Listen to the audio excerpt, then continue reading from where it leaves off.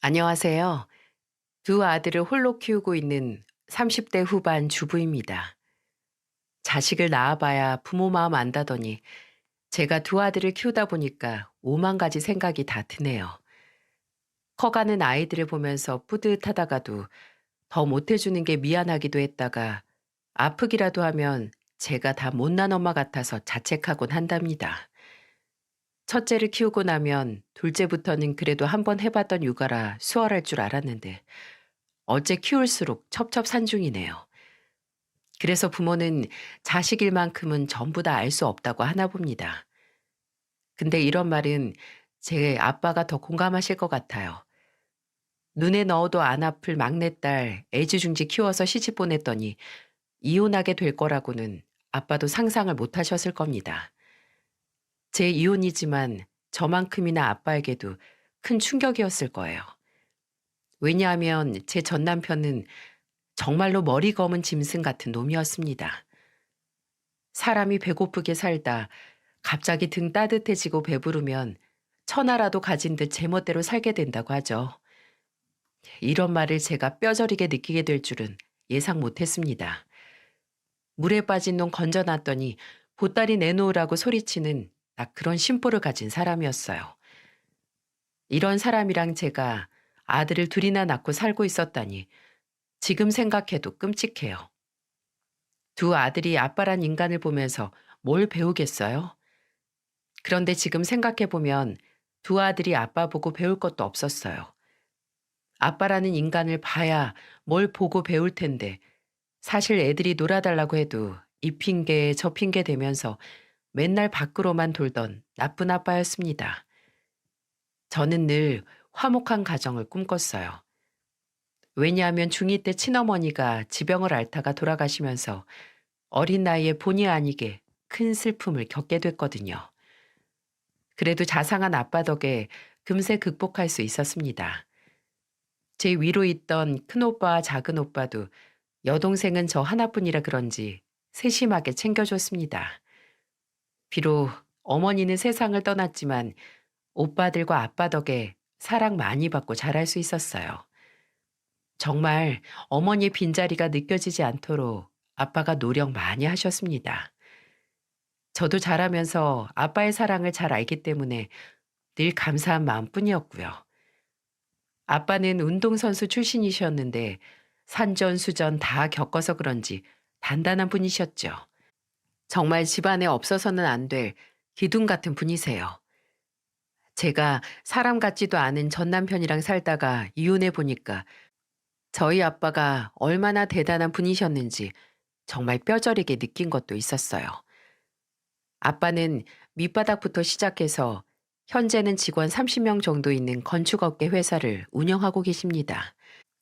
직원 생각하는 마음이 자식 생각하는 마음만큼 대단하세요. 그래서 그런지 피치 못할 사정으로 퇴사하는 직원은 있어도 갑자기 회사를 그만두는 분들은 없었어요. 제가 너무 저희 아빠 자랑만 했나요? 그만큼 참 존경스러운 분이세요. 이런 아빠가 제 전 시댁에는 더없이 따뜻하셨고요. 아는 언니의 소개로 처음 만나게 된 전 남편은 명문대를 졸업하고 건축회사에 재직 중인 사람이었어요. 저도 평범한 회사원이라서 일상 패턴도 잘 맞았고 대화도 잘 통해서 좋았어요. 그래서 연인으로 발전하게 됐습니다. 나이가 나이인지라 저희는 결혼을 전제로 만나고 있었어요. 그런데 결혼 전제로 만나다 보면 자연스럽게 서로의 집안에 대해 알게 되는 것들이 있잖아요. 어느 날 한 번은 전 남편이 집 앞에 절 데려다 주다 아빠 차를 보게 됐어요. 별 생각 없이 집 앞에서 저는 이런 말을 했었습니다. 우리 아빠 지금 퇴근하시나 봐. 나도 얼른 들어가 봐야겠다. 아버님 차야? 와, 엄청 좋은 차 끌고 다니신다. 근데 왜 이렇게 퇴근이 늦으셔? 아빠 사업이 이맘때쯤 가장 바빠서 늦으시더라고. 사장이 바빠야 회사가 잘 굴러간다고 맨날 일만 하셔. 멋지시다. 차도 이렇게 좋은 차 끌고 다니시고 건축 사업 하신다고 하셨지? 어, 그러고 보니까 비슷한 계열이네. 저는 그 당시 남자친구였던 전 남편이 저희 아빠에 대해 궁금해하길래 단순히 결혼 정년기에 만난 사이라서 궁금해하는 거라고 생각했어요. 아무래도 결혼 정년기에 만난 사이니까 연애하는 동안에도 서로 결혼 얘기를 자주 하곤 했습니다. 그러다 보니 자연스레 결혼까지 이어졌어요. 전 남편은 회사 성실하게 잘 다니면서 시댁에 용돈도 드리는 착한 아들처럼 보였습니다. 시댁은 집안 사정이 좀 어려웠어요. 전 남편 동생은 헬스 트레이너였고 전 시아버지는 무직이셨습니다. 전 시어머니도 주부셨는데 사실상 모두 백수였고 전 남편과 전 시동생이 집안을 챙기고 있었죠. 이게 흠처럼 보일 수도 있지만 그때는 어려운 집안을 챙기는 성실한 아들이라고 느꼈어요. 아무리 어려운 상황이 와도 가족을 지킬 줄 아는 책임감 있는 모습처럼 보였던 겁니다. 그래서 저와 전 남편은 본격적으로 결혼 준비를 시작하게 됐고, 전 남편은 결혼 허락을 받기 위해서 정말 저희 아빠에게 잘했어요. 그런데 생각해 보니까 아부에 가까운 행동들이었던 것 같네요. 친정집은 아빠가 직접 설계하신 주택이었는데 전 남편이 저희 집에 먼저 도착해서는 아빠 차를 세차하고 있는 거예요. 저는 너무 놀라서 뭐 하고 있냐고 물었습니다. 지금 여기서 뭐해? 왜 우리 아빠 차를 세차하고 있어? 아무래도 주택가라 그런지 먼지가 좀 많은 것 같아서 내가 형님께 부탁해서 차만 빼달라고 했어. 그래도 그렇지 왜 손세차를 해? 옷 다 망가지겠다. 괜찮아. 별로 비싼 옷도 아니고 툭툭 털어서 말리면 금방 말라. 아유, 안 그래도 되는데 빨리 정리하고 들어가자. 저는 전 남편이 세차하고 있는 모습을 보고 깜짝 놀랐고 같이 뒷정리를 하고 집으로 들어갔습니다. 집에는 저와 큰오빠, 작은오빠만 있었어요. 일이 있어서 뒤늦게 도착한 아빠는 큰오빠를 보면서 말했습니다. 일이 있어서 회사 차 끌고 현장 갔다 온 사이에 내 차가 왜 저렇게 깨끗해진 거야? 우리 큰아들인가 아니면 작은아들 작품인가? 다 틀리셨어요. 아버지 예비사위 작품입니다. 하지 말라고 해도 굳이 하겠다고 해서 못 말렸어요.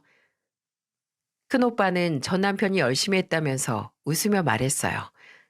아빠도 전 남편을 보면서 멋쩍은 듯 웃으셨습니다. 그러자 전 남편도 아빠를 보며 쑥스러웠는지 웃어 보였고요. 처음에는 아빠도 전 남편 집안 형편이 어렵다 보니 걱정 많이 하셨어요. 그래도 전 남편이 아빠 차를 직접 세차하기 전에도 늘 과일이나 맛있는 음식 같은 걸 사서 자주 집에 인사를 오니까 아빠도 마음이 점점 열리는 듯 했습니다. 그래서 그날 아빠는 전 남편을 보며 말했어요. 참 구김살도 없이 잘 컸네. 사회생활하면서 부모님 용돈 드리기 빠듯할 텐데 힘들지 않나? 그래도 저희 부모님이잖아요. 절 이렇게 키워주셨는데 제가 해드리는 게 맞죠. 어렵지 않아요. 제가 사치 안 부리고 알뜰하게 쓰면 충분해요. 요즘 젊은 사람 같지 않게 바르게 잘 큰 것 같구만. 아빠는 성실하고 바른 사람이라면서 제 결혼을 승낙하셨어요. 그렇게 저와 전 남편은 본격적으로 결혼 준비를 시작하고 있었습니다. 얼마 뒤 양가 어른들을 모시고 상견례를 하게 됐어요. 안 떨릴 거라고 생각했는데 괜히 긴장되더라고요.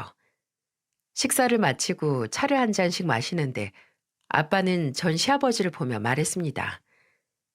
보시다시피 제가 아내랑 일찍 사별했습니다. 우리 딸 중학교 2학년 때 떠나서 우리 딸이 참 외롭게 자랐어요. 그래도 사돈 어른 사랑받고 아주 잘 큰 것 같네요. 그렇게 봐주시니 저야 감사하죠. 저는 제 딸에게는 뭐든지 다 해줄 수 있어요. 그래서 제 딸 결혼은 제가 정말 부족함 없이 다 해주고 싶습니다. 그러니 사돈 댁에서는 부담 갖지 마세요. 저희가 어떻게 그럴 수 있겠어요. 약소하지만 저희도 보탬이 돼야 맞죠. 아닙니다. 사위도 제 자식이나 마찬가지인데 제가 자식들 위해서 해주고 싶어서 그럽니다. 신혼집이랑 집에 들어갈 가정 가구는 제가 다 준비하겠습니다. 부담 갖지 마십시오. 그냥 우리 딸만 예뻐해 주시면 됩니다. 감사합니다. 제 아들 없이 자랐어도 인성 하나는 참 착한 아들입니다. 그건 제가 장담합니다. 저희 아들도 잘 부탁드립니다. 훌륭한 아들이죠. 요즘 부모 위해서 저렇게 성실하게 사는 자식 흔치 않아요. 아주 잘 키우셨습니다. 상견례 자리에서 아빠와 전 시아버지는 서로 덕담을 나누며 대화를 나눴습니다. 아빠는 신혼집과 가전, 가구는 신경 쓰지 말라면서 신신당부를 하셨어요. 그때 전 시댁에서는 그래도 어떻게 그러냐면서 작은 보탬이라도 하겠다면서 손살을 치셨지만 아빠는 꼭 본인이 준비하겠다면서 큰 소리로 말씀하셨어요. 저는 아빠에게 너무 감사했습니다. 아무래도 저와 전 남편이 모은 돈만으로는 역부족이었거든요. 사는 곳이 울산이었는데 그래도 지방 도시라 그런지 내 집 마련은 어려웠어요. 어떻게 해야 하나 걱정이 많았는데 아빠 덕분에 집과 혼수 걱정을 한시름 덜 수 있었죠. 그래서 그런지 전 남편은 아빠에게 더욱 잘했습니다. 그런데 그럴 수밖에 없었던 이유가 있었어요. 저희 아빠가 사업을 꾸려가시면서 모아둔 자산이 많으셨습니다. 그중에는 4층짜리 건물도 있었는데 무직이었던 제 시아버지를 관리인으로 취직까지 시켜주셨어요. 게다가 3층에는 전 시동생 헬스클럽도 차릴 수 있게 임대료도 근처 시세보다 가장 싸게 자리를 내주셨고요. 그러니 전 남편도 아빠에게 더 잘하려고 노력을 참 많이 했습니다. 전 시동생 헬스클럽 오픈하는 날 전 남편은 아빠를 찾아가 이렇게 말했죠. 아버님, 정말 감사드려요. 저희 집안까지 이렇게 안 챙겨주셔도 되는데 제가 앞으로 더 잘하겠습니다. 내가 왜 자네 챙겨주는 줄 아나? 이젠 온전히 자네 가정에만 신경 쓰라고 챙겨준 거야. 원래 남자는 집안이 평안해야 바깥일에 집중할 수 있어. 이제 사돈어른도 일하셔서 월급 받으시니까 자네도 우리 딸이랑 가정 잘 꾸리게. 아빠는 전 남편과 제가 가정을 잘 꾸렸으면 하는 마음에 전 시댁 식구들까지 다 챙겨주셨던 거예요. 지금 생각해도 아빠의 그런 마음이 느껴져서 눈물이 그렁그렁하네요. 이런 아빠의 간절한 바람이 있었는데 제가 이혼을 했으니 참 면목이 없습니다. 그래도 그때는 아빠의 노력 덕분에 전 남편과 가정을 잘 꾸려가고 있었어요. 저는 임신을 하면서 다니던 회사를 그만두게 됐습니다. 첫 아이를 임신했을 때 전 남편은 제게 정말 잘해줬어요. 유독 첫째를 임신했을 때 입덧이 심했는데 그때 전 남편이 저를 세심하게 챙겨줬거든요. 그 덕분에 건강한 첫째 아이를 낳았고 둘째도 임신을 하게 됐어요. 하지만 아이가 둘이나 생기니까 전 남편의 월급으로는 역부족이었습니다. 게다가 둘째마저 아들이라서 그런지 커갈수록 돈 많이 들겠구나 하는 생각이 절로 들었어요. 그래서인지 전 남편은 계속 건축 사업을 구상하고 있었습니다. 저는 걱정이 되긴 했는데 아빠가 하고 있는 비슷한 일이라 아빠에게 자문을 구해보자고 제안을 했어요. 그렇게 아빠를 찾아간 전 남편과 저는 사업 관련해서 의논했습니다. 전 남편은 제 친정에 가기 전에 사업 계획서까지 만들어 왔어요. 오랜 기간 생각했던 계획서처럼 보일 만큼 사업 구상이 구체적이었습니다. 아빠는 신중한 표정으로 전 남편의 사업 계획서를 읽어보셨어요. 그리고는 전 남편을 보면서 근엄한 목소리로 물었습니다. 사업이란 게 생각한 것처럼 쉽지 않을 거야. 정말 잘할 수 있겠어? 네, 제가 열심히 배워서 꼭 성공해 보이겠습니다. 난 일 바쁘다고 가정에 소홀한 거 못 보내. 우리 딸 혼자 애들 데리고 발 동동 구르지 않게 아무리 바빠도 항상 가정을 1순위에 둬. 이게 내 조건이야. 네, 열심히 해서 꼭 좋은 모습으로 보답 드릴게요. 우선 그럼 초기 자본은 내가 좀 투자하지. 나중에 성공하면 꼭 갚어. 나는 그거면 되네. 당연하죠, 아버님. 절 믿어주셔서 정말 감사드려요. 저는 전 남편을 믿어주는 아빠가 고마웠어요. 그렇게 아빠의 지원 덕분에 전 남편은 사업을 안정적으로 시작할 수 있었습니다. 마침 아빠의 오랜 지인이었던 동생이 건축업을 하다 회사가 망해서 일자리를 구하고 있었어요. 그래서 아빠는 친한 동생을 전 남편 회사에 취직을 시켰습니다. 원래도 건축업을 하던 지인이라 처음 사업을 시작하는 전 남편 회사에 도움이 될 거라고 생각했어요. 아빠는 전 남편 회사가 자리를 잡을 수 있도록 하려고 도움을 많이 주셨습니다. 그리고 정말 전 남편 회사는 빠른 속도로 자리를 잡아갔어요. 아빠 덕분에 초기 투자금도 넉넉했고, 아빠의 친한 동생 덕분에 회사의 행정적인 것도 금방 자리 잡아 나갈 수 있었고요. 그 사이 저는 둘째 아들까지 낳고 육아에 전념할 수 있었어요. 초반 몇 년은 전 남편도 사업과 가정을 잘 꾸려가려고 노력했던 것 같아요. 초반에 가장 바쁠 시기에도 아이를 챙기면서 일도 최선을 다했습니다. 엄마들 사이에서 도는 말 중에 아들 하나를 키우면 동메달, 아들 둘을 키우면 은메달, 아들 셋을 키우면 금메달이라는 말 들어보셨나요? 아들만 키우는 일이 얼마나 힘든지 말만 들어도 느껴지지 않으시나요? 정말 제 자식인데도 힘들어 죽겠다는 소리가 절로 나오더라고요. 그래서 전 남편의 도움이 절실했는데 그때는 전 남편이 도와주는 게 너무 감사했어요. 하지만 전 남편이 가정에 충실했던 것도 길게 가지 못했죠. 남자는 돈이 생기면 다른 생각한다는 말이 딱 맞습니다. 이렇게 쓰고 보니 전 남편이 그런 큰 사업을 하도록 밀어주는 게 아니었다는 생각이 드네요. 두 아들이 점점 자라는 동안 전 남편의 사업도 더욱 승승장구하면서 잘 되고 있었습니다. 다 친정아빠 덕분이었어요. 정말 물심양면 도와주셨는데 머리 검은 짐승이었던 전 남편은 그 신의를 저버렸습니다. 그렇게 가정에 충실했던 전 남편은 점점 야근을 핑계로 귀가가 늦어졌어요. 그러다가 한 번 일찍 퇴근해서 집에 오는 날은 한껏 예민해져서 짜증만 부렸고요. 한 번은 큰아들이 오랜만에 일찍 들어온 아빠를 보고 신났는지 같이 놀자면서 작은 공을 가져왔어요. 유치원을 다녔던 큰아들은 공놀이를 유독 좋아했습니다. 그런데 전 남편은 갑자기 큰아들한테 짜증을 부리며 소리쳤어요. 아빠 오랜만에 일찍 퇴근했는데 좀 쉬자. 나는 아빠 오면 공놀이 하려고 기다렸는데. 너 이런 공 사주려고 아빠 발에 땀나도록 일해서 공 사줬으면 알아서 혼자 놀 줄 알아야지. 벽에 던지면서 놀아. 한 번만 던져주면 혼자서 놀게. 아빠 한 번만. 아빠 피곤하다고 말했지. 전 남편은 큰아들의 칭얼거림이 듣기 싫었는지 갑자기 호통을 치며 누워있던 소파에서 벌떡 일어났습니다. 저는 주방에 있다가 깜짝 놀랐어요. 갑자기 전 남편이 호통을 치니까 큰아들이랑 작은아들은 깜짝 놀라서 울음을 터뜨렸습니다. 그놈의 공 하나 던져주는 게 뭐 그렇게 어려운 일인가요?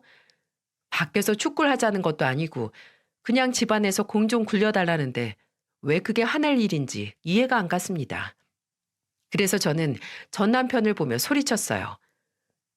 왜 애들한테 소리를 질러? 얼마나 아빠가 보기 힘들면 공을 한 번만 굴려달라고 부탁을 하냐고. 집에서 넌 뭐 하는데? 집에서 놀고 있는 당신이 애들 공 굴려주면서 놀면 되잖아. 내가 놀았다고? 당신 먹는 아침밥에 맨날 잘 다려진 양복, 당신이 하루에 2개씩 쓰는 수건들은 저절로 차려지고 저절로 깨끗해지는 줄 알아? 내가 이래도 집에서 논 거야? 말이 그렇다는 거잖아, 말이. 그거 잠깐 공 굴려주는 거 당신도 할 수 있는 거잖아. 못 들었어? 큰아들이 아빠가 굴려달라잖아. 엄마가 아니라 아빠. 오랜만에 일찍 왔으면 아들 좀 놀아줘. 나는 하루도 못 쉬고 집안을 쓸고 닦고 허리가 다 나갈 지경이니까.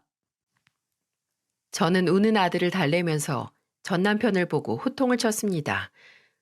왜 밖에서 일하는 남자들은 집에 있는 아내가 논다고 생각하는 걸까요? 밥통밥이 저절로 만들어지는 것도 아니고 빨래며 청소며 할 게 얼마나 많은데 그날은 정말 전 남편의 말에 화가 머리 끝까지 났습니다. 그래서 그날 아예 두 아들 데리고 밖에서 공놀이 하라면서 내보냈어요. 유치원쯤 되는 아들 키워보신 분들은 알겠지만 한창 뛰놀고 장난감 좋아할 나이죠. 그래서 저는 이때가 기회다 싶어서 아예 밖으로 내보냈습니다. 어찌나 속이 시원하던지 소파에 누워서 리모컨으로 채널만 돌리는 게 정말 꼴보기 싫었어요. 그런데 그 잠깐 놀아주고도 집에 들어와서는 엄청 힘들어 죽는 소리를 하더군요. 누가 보면 등산에서 정상 찍고 내려온 사람인 줄 알겠더라고요. 저는 그런 말 신경 하나 안 쓰고 그냥 제 할 일만 했습니다. 하지만 전 남편의 만행은 이게 끝이 아니었어요. 사람 안 변한다는 말 진짜 다 거짓말 같아요. 아니면 원래 이런 나쁜 놈이었는데 저와 제 아빠가 전 남편한테 속았던 걸까요? 그때 전 남편은 사업이 잘 나가기 시작하니까 어깨가 으쓱해졌는지 입만 나불거리고 다녔어요. 입이 그렇게 가벼운 사람인 줄 꿈에도 몰랐네요. 사업을 한다면서 여기저기 모임에 끼고 골프까지 치러 다녔습니다. 뭐 운동이고 사업차 나가야 하는 운동이니까 별로 뭐라고 하진 않았어요. 하지만 저는 카드 내역서를 보고 깜짝 놀랐습니다. 글쎄, 그놈의 골프 옷에 용품 산다고 200만 원 가까운 금액이 카드값으로 나온 거예요. 두 아들 키우는 집에서 이게 말이나 됩니까? 저는 전 남편이 퇴근하고 오자마자 카드 내역서를 들이밀면서 화를 냈습니다. 당신, 이게 다 뭐야? 어떻게 200만 원 혼자서 다 써? 당신 애가 둘 있는 아빠야. 가장이라고. 당신이 무슨 총각인 줄 알아? 그럼 명색이 사장인데 내가 허름한 꼴로 나갈 순 없잖아. 그건 다 내 회사에 먹칠하는 짓이지. 그렇다고 이 돈을 혼자 다 쓴다고? 당신 취미 활동에 쓸 돈이 어딨어. 돈을 모아야 할 거 아니야. 잘 벌고 있는데 뭐가 문제야? 그리고 장인어른이 나중에라도 도와주시겠지. 뭐? 우리 아빠가 봉이야? 사업할 때 손 벌렸으면 됐지. 왜 우리 아빠한테 돈을 또 빌리려고 하는데? 있는 사람이 더 한다고? 당신도 참 지독하다, 지독해. 이제야 사업해서 돈 좀 벌었길래 좀 써보려는데 이런 식으로 하면 어떻게 돈을 벌어? 나도 돈 벌 의욕이 생겨야 돈을 벌지. 갖고 싶은 물건 사는 게 뭐가 그렇게 죽을 죄를 지은 거야? 이렇게 돈을 써야만 생기는 거면 없는 게 낫겠다. 신용카드 없애고 체크카드 줄게. 앞으로 이 있는 돈 안에서만 써. 저는 그날 바로 전 남편이 가지고 있던 신용카드를 정지시켰어요. 제가 어릴 적에 아빠는 사업을 하시면서도 양말 하나 그냥 버리지 않으셨습니다. 사업은 언제 휘청일지 모른다면서 자식들한테 들어가는 돈 외에는 다 아끼셨어요. 그래서 지금처럼 자산을 모으셨던 거고요.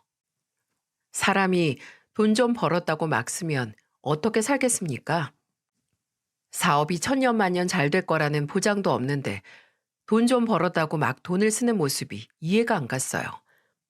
제가 신용카드를 정지시키자 전 남편은 한동안 삐져서 말도 안 하더군요. 정말 애가 따로 없었어요. 그래도 저런 식으로 돈을 물쓰듯 써버리는 전 남편을 그냥 두고 볼 수 없었습니다. 그래서 제가 더 가계부 관리를 철저히 했어요. 그런데도 전 남편의 기고만장하고 거만해진 태도는 달라지지 않았어요. 오히려 더 당당해졌다면 믿어지시나요? 술에 잔뜩 취해서 집에 온 전 남편은 제게 술과 향수 냄새에 쪄들어 있는 채로 들어왔어요. 겨우 잠든 두 아들이 일어날까봐 그 밤 늦은 시간에 안방까지 질질 끌고 들어갔죠. 어디서 술을 그렇게 마셨는지 술 냄새, 이상한 향수 냄새, 그리고 등에는 여자 파운데이션 자국이 찍혀 있는 게 보였습니다. 정확하게 여자 파운데이션 자국이었어요. 피가 거꾸로 솟는 것 같았죠. 그리고 그동안 참아오던 인내심이 폭발했고요. 저는 물을 떠다가 바닥에 고꾸라져 있는 전 남편한테 부었습니다. 찬물 맞고 정신이 들었는지 일어나서 소리를 지르더라고요. 그리고는 저를 보며 소리쳤습니다. 당신 미쳤어? 일하고 온 사람한테 뭐 하는 짓이야? 일을 하다 와? 어디서 일을 하면 등짝에 여자 파운데이션이 찍혀 있어? 진짜 정신 나갔구나, 당신. 사업이 다 그런 거지. 접대비 쓰면서 사는 거라고. 당신이 바깥일 해봤어야 알지. 원래 일 얘기는 술도 나오고 따라주는 여자까지 있는 곳에서 계약이 성사되는 거야. 아마 장인어른도 이렇게 일하셨을걸? 저 그때 눈이 돌아서 손이 자동으로 올라갔고 전 남편의 뺨을 후려쳤어요. 이젠 하다하다 제 친정아빠까지 모욕하는 언행을 일삼는 전 남편을 두고 볼 수 없었습니다. 그래서 저는 전 남편을 보면서 소리쳤어요.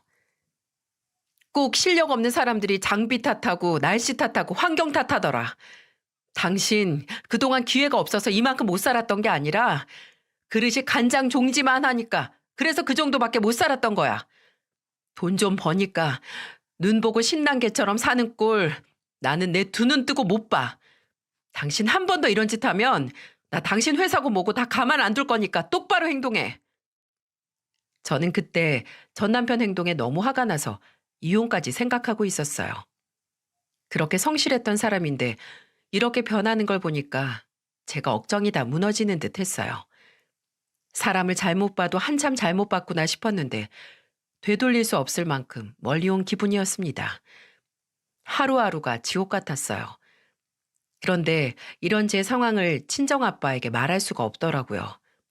저를 위해서 잘 살아보라고 전 남편을 키워주신 거나 다름없는데 제가 어떻게 힘들다는 말을 쉽게 할 수 있었겠습니까? 그러던 어느 날 아빠가 저희 집에 예고도 없이 찾아오신 거예요. 이게 저한테는 기회나 다름없었습니다. 그날 아빠는 화가 잔뜩 난 얼굴로 들어오셨어요. 화가 난 얼굴로 거실에 앉으신 아빠의 말은 충격적이었습니다. 화가 난 얼굴로 전 남편을 부르자 무릎을 꿇고 아빠 앞에 앉더군요. 본인이 지은 죄를 아는 죄인 같았어요. 아빠는 자신의 앞에 무릎을 꿇고 앉은 전 남편을 보며 화를 내며 말했습니다. 발 없는 말이 천리 간다는 말 알아 몰라? 그게 갑자기 무슨 말씀이세요? 정말 몰라서 묻는 거야? 요즘 내가 자네한테 내 재산도 물려주고 나중에 회사도 자네한테 주게 될 거라고 말하고 다닌다면서? 대체 왜 그런 짓을 하는 거야? 내가 언제 내 재산을 회사까지 자네한테 물려준다고 그랬나? 내가 언제? 죄송합니다. 중요한 계약이 있었는데 제 회사 규모를 보고 자꾸 계약을 미루려고 하길래 급한 마음에 아버님 얘기까지 하게 됐는데 이렇게 아버님 귀에까지 들어가게 될 줄 몰랐어요. 죄송합니다. 그렇게 허풍 떨면서 무슨 사업을 하겠다는 거야? 그리고 같이 일하는 동생 말 들어보니까 자네 요즘 회사 일도 엉망이라면서 사업을 우습게 하는 거야? 건축 부실로 민원 들어오는 게 말이 되냐고 말이. 자네 실수가 내 얼굴에도 똥칠하는 거 알아 몰라? 제가 다 수습하겠습니다. 죄송합니다, 아버님. 저는 아빠의 말을 듣고 정말 깜짝 놀랐어요. 세상에 저랑 친오빠들도 아빠 재산에 대해 얘기해 본 적이 없는데 전 남편이 쉽게 그런 말을 하고 다녔다니까 놀랄 수밖에 없었습니다. 정말 이대로는 안 되겠구나 싶었어요. 이렇게 더 살면 초가상간 다 말아먹겠구나 싶었다니까요. 그래서 저는 다음 날 아빠를 직접 찾아갔어요. 그리고는 용기 내서 그동안 있었던 일을 전부 털어놓았어요. 어찌나 눈물이 나던지 제가 눈물을 흘리면서 말하자 아빠는 저를 위로하며 말했습니다. 나도 지금 정서방 회사에서 꼼수 쓰는 거 듣고 손 좀 보려고 생각만 했는데 이거 정말 안 되겠다. 가정은 내팽겨쳐 놓고 회사에서 공금 횡령에 탈세에 아주 난리를 치고 앉았네. 내가 테스트해보고 어떤 싹인지 봐야겠어. 저는 아빠의 계획을 자세히 알지 못했어요. 아빠는 그저 자신만 믿으라며 말씀하시더군요. 그때야 아빠가 항상 제 편이라는 걸 다시 한번 느꼈습니다. 마지막으로 전 남편을 테스트해보겠다는 아빠의 계획은 이랬어요.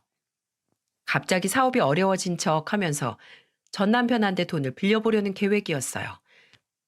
2주 뒤 아빠는 전 남편을 테스트하고 와서는 제게 한숨을 쉬며 이런 말을 하시더군요. 걔는 싹이 글렀어. 저대로 두면 큰일 나겠어. 내가 정말 오늘 어이가 없어서. 아빠는 찬물을 들이키고는 전 남편과 했던 대화를 제게 말해주셨어요. 아빠가 전 남편 사무실로 찾아가서 심각한 얼굴로 사업자금 관련해서 말을 꺼내셨대요. 회사 직접 와보니까 정말 많이 키워놨구만. 근데 내가 자네한테 갑자기 이런 말 꺼내기 미안한데 나 3억 정도만 빌려줄 수 있나? 내가 초기에 자네 사업에 투자했던 비용도 있는데 이번에는 나 좀 도와주게. 장인어른, 그게 갑자기 무슨 말씀이세요? 3억이라뇨? 제가 그런 큰 돈이 어딨어요. 내가 오죽 급하면 자네까지 찾아왔겠나. 이번에 급한 돈 못 막으면 나 회생 불갈세. 직원들 월급도 지난달부터 밀려서 이번 달에는 꼭 월급을 줘야 되는데 도무지 돈이 안 돌아. 이번만 나 좀 도와주게. 그리고 자네 회사 잘 되면 내가 투자한 돈 갚기로 한 것도 있지 않나. 그러자 전 남편이 간절한 아빠의 얼굴을 보면서도 헛기침을 한 번 하더니 갑자기 거만한 자세로 앉아서는 참 정 떨어지는 소리를 정성껏 또 했더군요. 3억 때문에 회사가 어떻게 망해요? 잘 아실 거 아니에요. 그리고 그렇게 쉽게 망할 회사도 아니잖아요. 내가 친한 지인 믿고 크게 투자한 게 있는데 글쎄 그게 사기를 당했어. 나도 하루아침에 이럴 줄 몰랐네. 그러니까 자네가 이번 한 번만 딱 도와주게. 그럼 내가 정말 다 수습하고 자네 돈부터 갚을게. 일단 알겠어요. 생각은 해볼게요. 정 어려우면 건물이라도 내놓으셔야겠네요. 그건 진작에 내놨지. 이제 남은 게 없어서 그래. 사정 참 안타깝게 됐네요. 근데 뭐 저도 돈 문제는 가족끼리도 신중해서 그리고 당장 아버님 초기 투자금 갚아드릴 돈도 아직 없고요. 제가 신중하게 생각해보고 연락드릴게요. 돌아가세요. 전 일해야 돼서요. 나가주세요. 전 남편은 아빠의 부탁에 생각해보겠다면서 아빠를 그냥 돌려보낸 거예요. 아빠는 전 남편의 회사를 나오면서 허탈하고 화가 나셔서 저를 당장 찾아오셨던 겁니다. 아빠는 그동안 전 시댁도 경제적으로 자립할 수 있도록 돕고 계셨는데 전 남편이 이런 식이면 어느 누가 기분이 좋겠어요? 돌부처도 이런 상황은 못 견딜 거예요. 그리고 일주일 뒤 아빠는 제게 핸드폰 화면을 캡처해서 문자를 보내셨더군요. 확인해 보니까 전 남편이 아빠에게 보낸 문자 화면이었어요. 그 사진을 보고 저도 모르게 헛웃음이 나오더라고요. 글쎄, 전 남편이 아빠에게 보낸 문자는 이런 내용이었어요. 생각해 봤는데 3억은 도저히 못 도와드릴 것 같네요. 아무리 장인어른이라도 그렇게 큰 돈은 저도 무리입니다. 다른 방법 찾아보세요. 죄송합니다. 지금 이 문자가 저희 아빠한테 할 소리입니까? 평범한 사이와 장인 사이도 아니고 그동안 본인 집안을 일으켜 세워준 장인한테 이게 무슨 생각 없는 짓인가요? 저는 이 문자를 보자마자 이런 개만도 못한 자식이라면서 욕이 절로 나왔어요.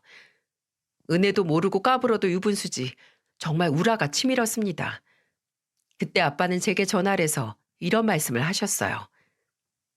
내가 그동안 정서방이랑 일하는 친한 동생 통해서 들어보니까 지금 회사 개판이야 아주. 공금 횡령에 세금 신고 고의 누락에다가 내가 이놈 자식 가만 안 둘 거야. 은혜를 원수로 갚는 놈은 내가 절대 용서 못해. 저도 어차피 그런 사람이랑 더는 못 살아요, 아빠. 그러니까 아빠 원하는 대로 하세요. 이제는 저도 더 이상은 못 살아요. 저는 아빠가 원하는 대로 하라고 말씀드렸어요. 그런데 정말 인간의 탈을 쓰고 전 남편은 제게 씻을 수 없는 상처를 주더군요. 그날 저녁에 집에 와서 제게 이혼장을 던지는 거예요. 저는 기가 막혔어요. 정말 기가 막히지 않습니까? 참나. 그때 이혼하자고 면상에 이혼장을 던져도 제가 수천 번은 더 던질 타이밍에 전 남편이 먼저 제게 이혼을 하자는 거예요. 이유도 참 어처구니가 없더군요. 전 남편은 뻔뻔하게 제게 이혼장을 던지면서 이렇게 말했습니다. 이제 장인어른 건물도 팔고 회사도 망했는데 끈 떨어진 줄 잡고 살려고? 난 그렇게 절대 못 살아. 내가 월세 얻을 돈 정도는 줄 테니까 이혼하자. 애들도 다 데려가. 나는 애들 징징거리는 거 딱 질색이야. 지금 장난해? 지금 이혼을 하자고? 우리 아빠가 그동안 당신한테 어떻게 했는데 아빠 회사 좀 어렵다고 그런 소리를 해? 장인어른 회사가 조금 어려운 게 아니니까 그렇지. 양심이 좀 있어봐. 이제 승승장구해서 하늘로 뻗어가는 내 회사 발목을 잡게 생겼는데 나라도 살아야지. 너 지금 말 다 했니? 진짜 참 뻔뻔하다. 뭐가 뻔뻔해. 월세 얻을 돈은 주겠다니까?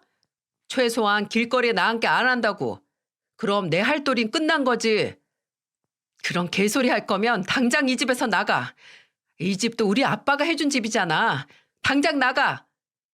나가라면 무서울 줄 알고? 안 그래도 구질구질해서 나가려고 했다. 전 남편은 짐을 싸더니 정말 집을 나가버렸어요. 오히려 잘 됐다 싶었습니다. 그동안 수도 없이 이혼 생각을 했던지라 속이 다 시원했어요. 하지만 저렇게 뻔뻔한 모습을 보니까 저로서는 화가 나더군요. 그래서 나가는데 잡지도 않았네요.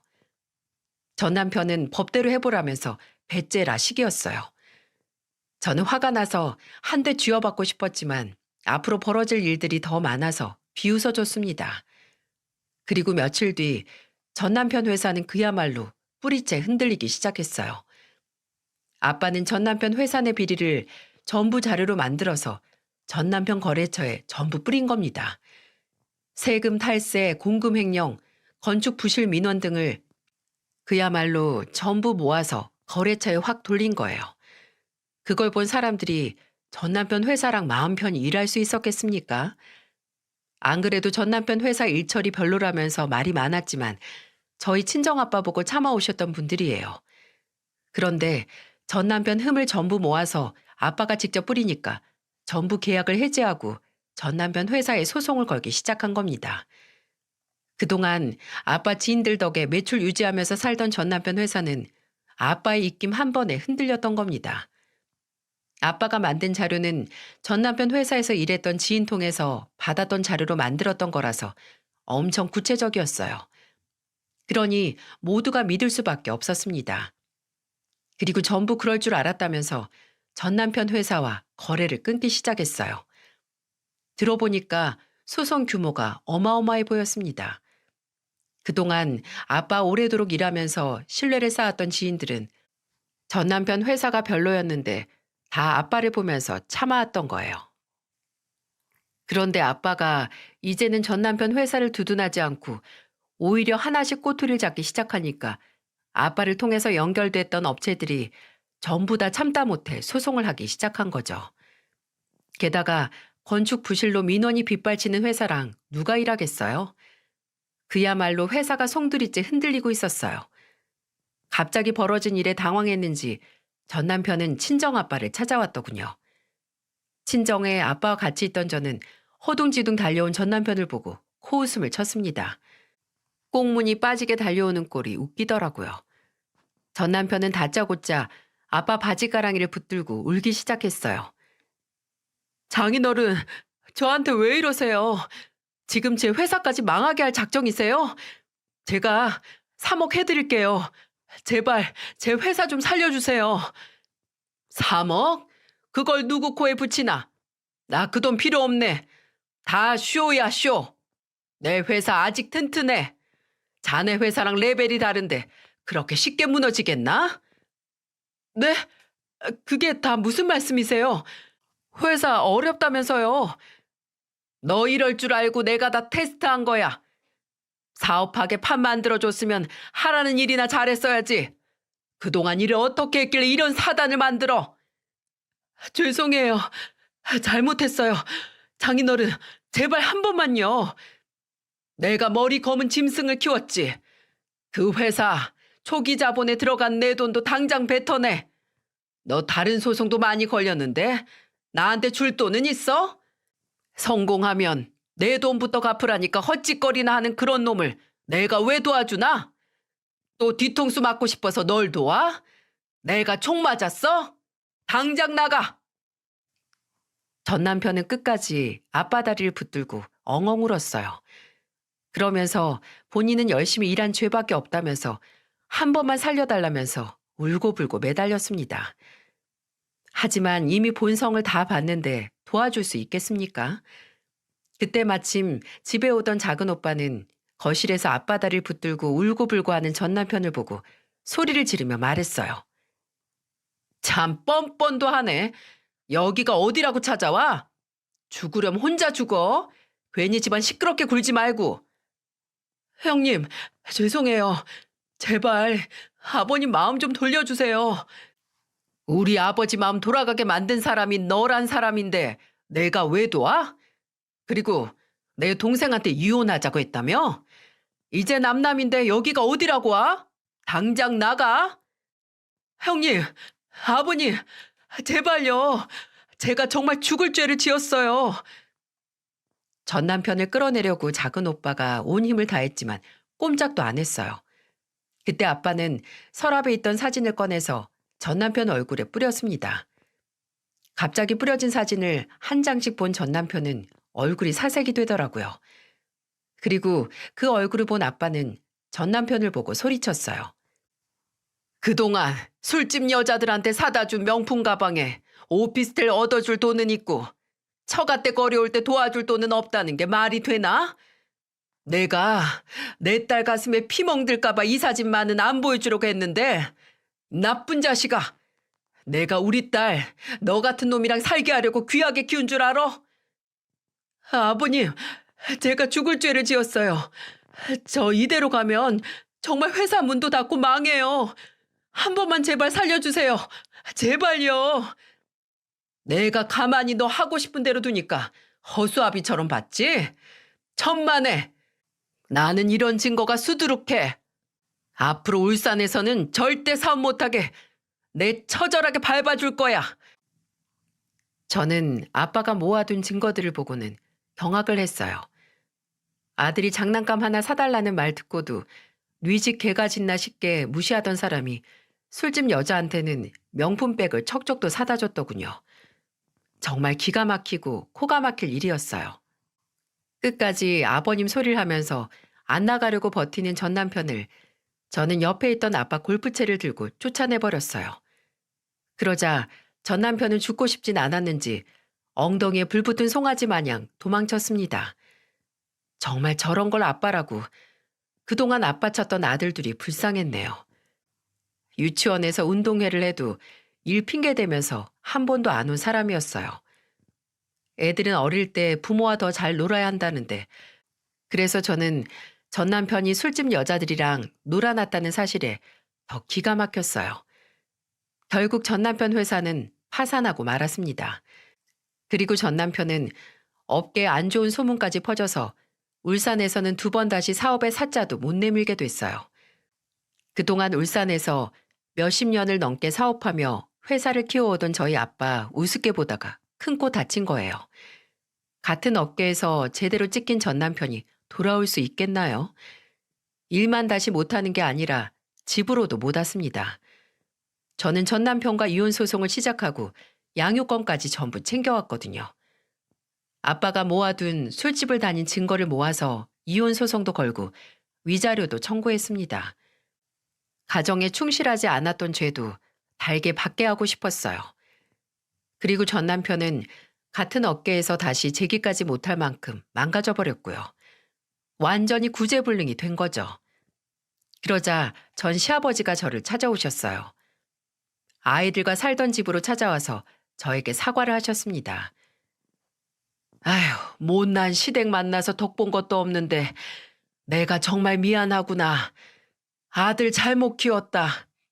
차마 사돈어른 볼 면목도 없어서 이렇게 염치불구하고 여기라도 찾아왔어. 아버님, 저도 그동안 많이 참았어요. 이렇게 된 건 저도 마음이 참 안 좋아요. 안다, 알어. 그동안 손주들 열심히 키운 거 내가 다 잘 알지. 다 내 아들이 못나고 멍청해서 이런 현명한 여자를 못 알아본 거야. 내가 내 아들 죄까지 사과할게. 미안하다. 전 시아버지는 저에게 대신 사과를 하셨어요. 그리고 더 이상 면목이 없어서 아빠 건물에서 일은 그만두겠다고 하시더군요. 게다가 전 시동생도 3층에서 하던 헬스클럽을 모두 정리 중에 있었어요. 4층 건물을 어찌해야 하나 고민했는데 전 시아버지와 시동생은 제게 사과를 하고는 도의적 책임을 안고 가겠다고 하셨습니다. 생각해보면 전 시아버지는 좋은 분이셨어요. 저희 아빠 덕에 월급 받으며 산다고 감사 선물도 보내셨고 명절만 되면 친정아빠 선물도 따로 챙겨주셨죠. 어떻게 이런 아버지 밑에서 그런 아들이 나왔을까요? 그렇게 전 시아버지 사과를 받으면서 전 시댁 식구와는 깔끔하게 정리할 수 있었어요. 은혜를 원수로 갚은 전 남편은 한동안 저를 찾아와서 싹싹 빌면서 울먹였습니다. 여보, 내가 정말 잘못했어. 나 이제 정말 정신 차렸어. 나 지금 이혼해도 위자료 줄 돈도 없어. 그냥 나랑 살면 내가 살면서 당신한테 다 갚을게. 웃기시네. 살면서 뭘 갚아? 돈이 없으면 지금이라도 막노동이라도 시작해. 사람이 어쩜 그렇게 뻔뻔하냐? 미안해. 나 애들이 너무 보고 싶어. 한 번만 보여줘. 내가 그래도 아빠잖아. 애들이 아빠를 찾아야 보여주지. 애들은 아빠보다 밥을 더 찾네요. 괜히 애들 앞에 나타나서 헛짓거리 하지 말고 다신 나타나지 마. 제가 매몰차게 전 남편을 내쫓아 버리자 전 남편은 아빠 회사에도 찾아갔더군요. 아빠는 경찰에 신고해서 전 남편을 쫓아버렸고 접근 금지 신청까지 했어요. 정말 꼴도 보기 싫다면서 몸서리를 치셨습니다. 옛말에 기르던 개한테도 다리 물린다는 말이 있잖아요. 저희 아빠가 괜히 별일을 다 당한 것 같아서 제가 다 죄송스럽습니다. 그래서 지금은 아빠에게 더 잘해드리려고 노력하고 있어요. 생각해보면 전 시아버지도 속이 많이 상하실 것 같아요. 성실하고 은혜를 아는 아들이라면서 칭찬하셨는데 끝이 이렇게 됐으니 책임을 지고 아빠 건물에서도 스스로 떠나셨던 것 같습니다.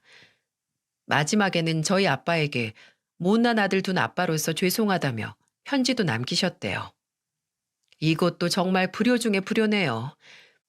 그래도 자식 잘못에 정정당당히 사과하실 줄 아는 모습에 저도 참 많이 배웠어요.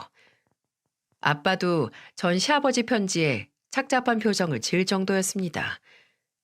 지금은 살던 집을 정리하고 친정에 와서 살고 있어요. 제가 꿈꾸던 화목한 삶이 하하호호 웃으며 사는 삶을 이제야 사는 것 같아요. 전 남편은 결국 울산에서 일자리도 못 구해서 다른 지역으로 떠났다고 하더군요. 참 한심하네요.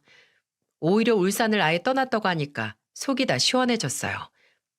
자기 발등 자기가 찍은 꼴이라고 생각합니다. 아무리 사람 일 모른다 해도 우리나라 이혼율이 세계 최고라지만 제가 이혼할 줄은 상상도 못했네요. 하긴 누가 이혼할 줄 알고 결혼까지 하겠어요. 이제는 과거 다 훌훌 털어버리고 소중한 두 아들과 오늘도 씩씩하게 살고 있네요. 제 사연 듣는 모든 구독자 여러분들도 행복하셨으면 좋겠습니다. 가화만사성이라는 말도 있잖아요. 모든 가정에 화목이 깃들길 바랄게요.